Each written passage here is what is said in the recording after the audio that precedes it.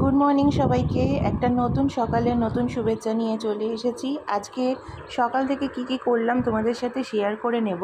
সকালবেলায় উঠে ছেলেকে স্কুলে পাঠিয়ে দিয়েছিলাম, মেয়ের আজকে স্কুল ছিল না, আর আমিও হয়ে গেছিলাম রেডি, কারণ আজকে আমাকে যেতে হবে আমাদের সেন্টারে, আমার ব্যবসার জায়গায় আজকে আমাকে যেতে হবে, কারণ আমার হাজব্যান্ডের শরীরটা একটু ভালো ছিল না।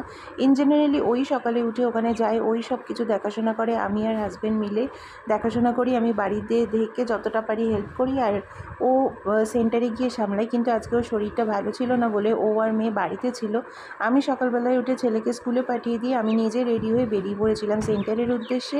সেন্টারে যাব, সকালের দিকটা সেন্টারে থাকতে হবে, তার কারণ হচ্ছে আমার স্টাফেদের মধ্যে একজনই আজকে আসবে, বাকিরা আজকে ছুটিতে আছে। তো সেই জন্য আমি না গেলে সেন্টার বন্ধ করে রাখতে হয়, কারণ যে কোনো একজন না গেলে আরেকজন স্টাফ যার ছুটি থাকে, যে আছে জয়েন করে আছে, সে বাইরের কালেকশন করে, তো সেই